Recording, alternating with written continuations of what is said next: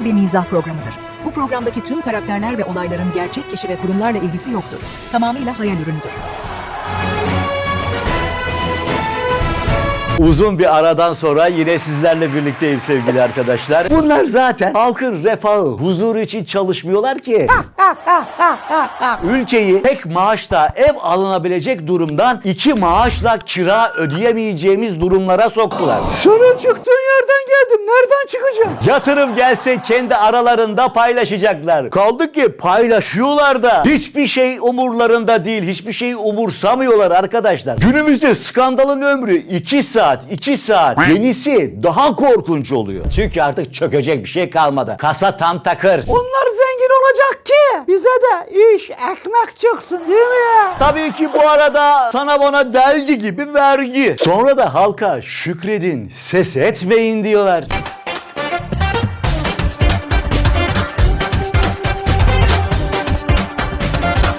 Asıl hedefleri anayasayı değiştirip bu ucube sisteme, kendi saltanatlarına bizi mahkum etmek istiyorlar. Koskoca meclis var, meclis. Evet. AKP, MHP oylarıyla reddedildi var. Hem bu kadar milletvekili, bu kadar bakan çok fazla değil mi ya? Ya bu kadar bir de artı emekli milletvekili, emekli bakanlar var ya. Bir de onlara para veriliyor ya. Bir işe de yaramıyorlar arkadaşlar, biliyorsunuz siz. Sanki pilli robot gibi el kaldırıp indiriyorlar. Hiçbir işe de yaramıyorlar sevgili arkadaşlar. Oho kardeşim ya. Sen çoğulcu demokrasiye de mi inanmıyorsun? Ya ne çoğulcusu ya? Çoğulcuymuş ya. Ya bunların hepsi birbirine hizmet ediyor arkadaş. Ya bunların hepsi birbirine hizmet ediyor ya. Kontrollü muhalefet de iktidarın destekçisi. Gördük Kılıçdaroğlu'nu. Mutlak falan filan bilmem ne gördük değil mi Nihat'cığım? Neymiş? Ekonomi bilinçli, bilerek, isteyerek batırılmış. Stalin'in tavuğu hikayesini biliyor musunuz? Acaba diyorum oradaki sistemi mi bize uyguluyorlar? Yani yaşadığımız sistem Stalin'in tavuğu sistemi mi? Stalin bir kış günü arkadaşlarıyla vodka içmektedir. Biraz kafayı bulunca oradan bana bir tavuk getirin der. Stalin canlı tavuğun tüylerini yolmaya başlar. Bütün tüylerini yolduktan sonra tavuğu bırakır. Tavuk can havliyle dışarıya kaçmak ister. Ama Rusya'nın soğuğu nedeniyle şömineye doğru koşmaya başlar. Şömineye yaklaştığında çıplak derisi sızladığı için tekrar Stalin'in ayaklarının dibine gelir ve oraya çöker. Stalin tavuğa biraz yem verir ve kalkıp yürümeye başlar. Stalin yürüdükçe tavuk da peşinden yürür. Sonra arkadaşlarına dönerek şöyle der: halk bu tavuk gibidir. Tüylerini yolup çaresiz ve savunmasız bıraktığınızda birazcık yem verirseniz asla sizi terk etmezler. Seçim oluyor. Ben hep onlara oy atıyorum. Hep onlara çakıyorum. Ona bakarsan Kuzey Kore'de, Mısır'da, Zimbabwe'de, Nijerya'da da seçim oluyor. Bunlar demokratik ülkeler mi ya? Kuzey Kore, Zimbabwe, Fiji var mı? Fiji. Şaka yaptım. Ne güzel işte. Güzel. Artı olarak da bak mesela bir şey değil mi? Bir şey değil mi? Yok bizde artı olaraktan ileri demokrasi var. Soda vereyim hazmedersin. Nihat'cığım, bir ülkeyi demokratik yapan kurumlara da demokratik ilkelerin uygulanmasıdır. Haktır, hukuktur, adalettir, kuvvetler ayrılığıdır. Ya aklımız fikrimiz ayrılıkta ya. Ya kardeşim tek adamda birleştik biz. Tek adam. Ne ayrılık sokuyor. Tek adam. Arkadaşlar sanırsam Amerika, İngiltere, İsrail ya da hepsi bir arada olmak suretiyle ne yapıyorlar? Bunlara destek atıyorlar. Diyorlar ki siz bizim istediklerimizi tamamıyla eksiksiz adım adım uygulayın. Ülke içerisinde ne yaparsanız yapın. Onlardan bu icazeti almışlar gibi görünüyorlar. Ve ülkede at koşturuyorlar. At gibi sürüyorlar öyle. Deli gibi at. Ne oldu? Çok mu gülüncüne gitti? Domburacıyız biz. Tabii ki at koşturacağız. Kimsenin babasının saltanatı değil bu devlet. Uzaya bir adam gönderdik. Niye? Çok mu lazım bize? Her şey bitti, sıra leğen örtüsünde. İnsanları bozuk para gibi harcamasınlar artık, yeter. Çok güzel hat bildirdiler. Şimdi sıra öbürkü seçimde. Hiç kimse vazgeçilmez değil. Gelen de yapamazsa gene iner.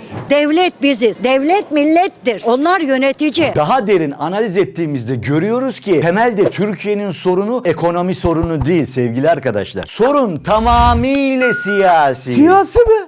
O ne ya? İzle bak. Tek adam rejiminin getirdiği güvensizliktir. Ekonominin tamamının bir adamın iki dudağının arasında olmasıdır. Hiç kimseyi önemsemiyorlar. Önümüze gelene bir tekme. Önümüze gelene bir tekme diyorlar. Asli görevlerini yapmıyorlar. Daima işin şovunda ve algı oluşturmada sevgili arkadaşlar. Algıyla biz bunları örteriz diyorlar. Ya sen sadece bağırıyorsun be. Ruhsal yönden güçleniyorum. Var mı karşıma çıkacak? Allah!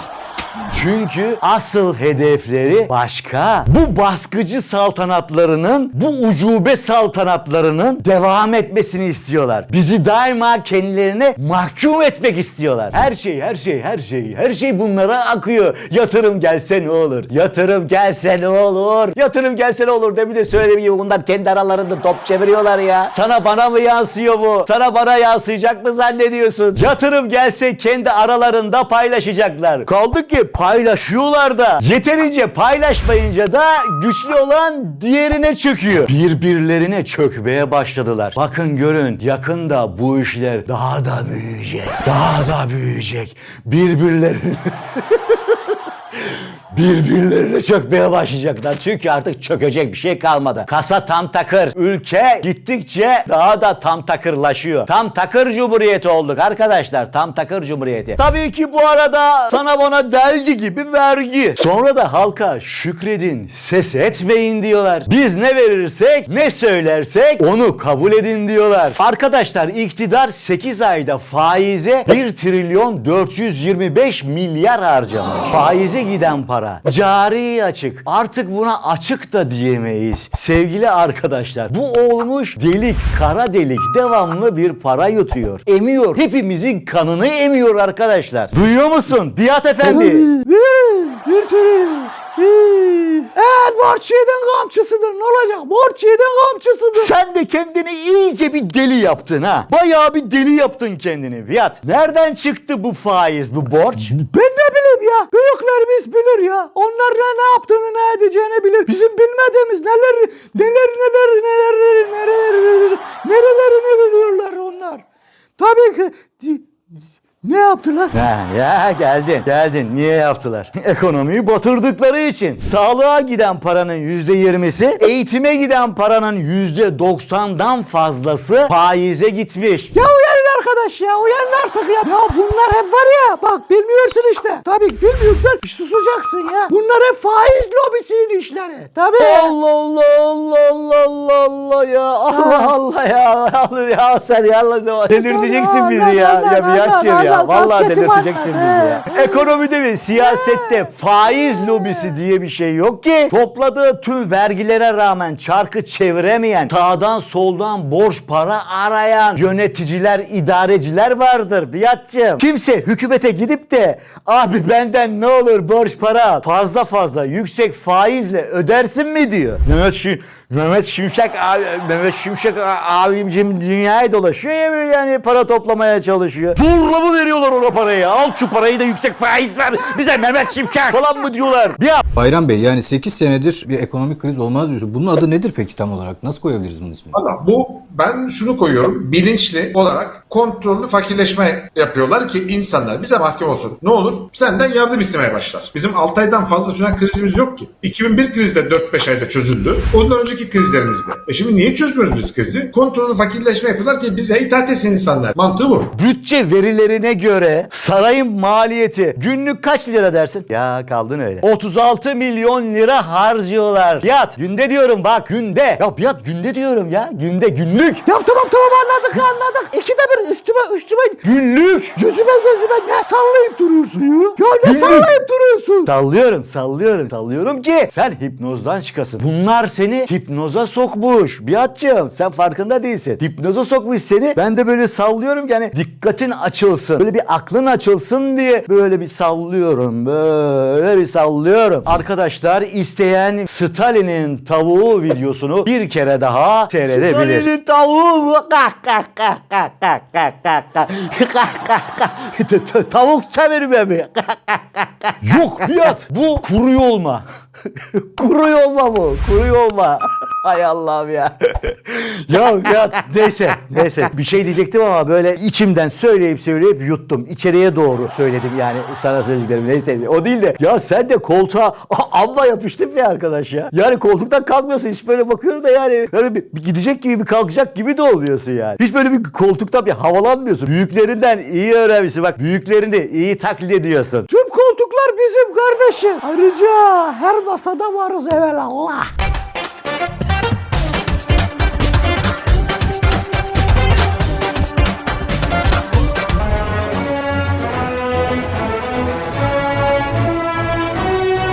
Haber Arası bir mizah programıdır.